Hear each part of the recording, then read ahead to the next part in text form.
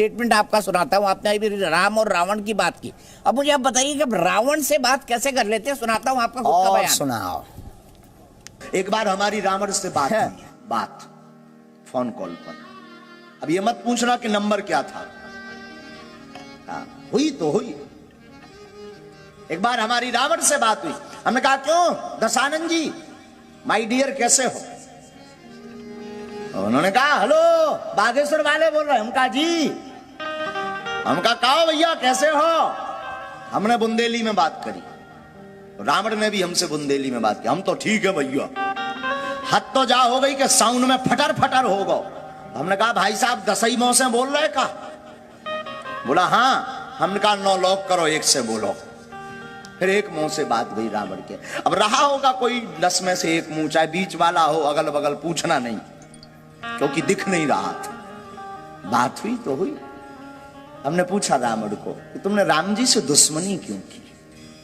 सुनना बड़ी गंभीर बात। हमने पूछा रावण को तुमने राम जी से, भगवान ब्रह्म है, मर्यादा पुरुषोत्तम है, जानकी जी का हरण क्यों किया। तुमने राम जी से दुश्मनी की, तुम्हें शर्म नहीं आती अपने मन से। ब्राह्मण हो करके ब्राह्मणों की नाक कटा रहे हर बार, इसीलिए तो तुम जलते हो, इसीलिए तो तुम्हें जलाया जाता। खाक अगर तुम राम जी से दुश्मनी ना करते भला क्यों जलाया जाता तुम्हें। रावण ने बड़ा सुंदर जवाब दिया, जरा सुनना। हमने कहा उसको तू अपने भाई से सीखता, विभीषण से। अब महाराज जी रावण का नंबर कम से कम मुझे तो दे दीजिए, एक आध बार मैं भी बात कर लूंगा। मैं भी उससे पूछूंगा बताओ तुम्हारे मोड़ा कितने हैं। का विषय था। मैं भी रावण से पूछूंगा बुंदेलखंडी में बताओ तुम्हारे मोड़ा कितने हैं। विनोद का विषय। मोड़ा मोड़न कितनी है। हमें आपकी आवाज ये वाली समझ में नहीं आ रही, थोड़ा धीरे बोलो, लाउड माइक से बाहर। अच्छा मैं ये पूछ रहा हूँ आपसे। हाँ, और क्या बोले आप? हिंदी में भी समझा दूंगा। बुंदेलखंडी में मैं भी रावण से बात करूंगा। हाँ। और महाराज जी अगर आप नंबर दे देंगे तो मैं इनसे ये पूछूंगा रावण बताओ तुम्हारी मोड़ा कितने हैं। आओ सही कह दे, आओ सही है बढ़िया बढ़िया। ये देखो श्रीमान जी, ये विनोद का विषय है, ये टीवी का विषय जो कथा का विषय है, इसे विनोद कहते हैं। और विनोद में चर्चाएं चलती रहती हैं कथा के मध्य में, समझाने के लिए, भक्तों को उनको कनेक्टेड, लोगों को कनेक्टेड करने के लिए कि उन्हें समझ आ जाए, ये विनोद है। और विनोद में जैसे कवि होता ना, तो कवि अपने भावों को उद्भव करता है, उसी प्रकार कथाकार अपने भावों को जोड़ने का। पर ये उचित नहीं है, ये हम मानते हैं, ये हमारा उचित नहीं है। रावण से बोलने वाला कि भाई नंबर लगाया, ये उचित नहीं है, ये भावावेश और अतिशयोक्ति। लेकिन ये जो है विनोद है और ये होता रहता है, और विनोद होता रहना चाहिए। मस्ती मजाक के लिए कोई सॉरी नहीं बोलता है, समझ गए श्रीमान जी।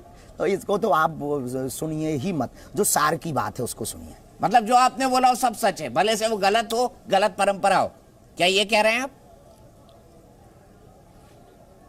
क्या जी मैं ये पूछ रहा हूँ आपसे, आपने जो कह दिया वो सच है, आप उसके लिए माफी नहीं मांगेंगे भले से वो एक गलत परंपरा या गलत बात बता रहा हो।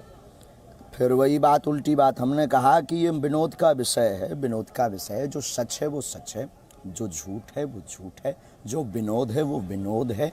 हनुमान जी हैं, रावण है, राम है। ये कभी एक नहीं हो सकते हैं, और ये समझाने की एक तरीका है, और लोगों की समझ में कैसे हमारी वार्ता आवे ताकि वो जुड़ सकें उस भाव से। तो हमें तो नहीं लगता कि ये अति गलत है।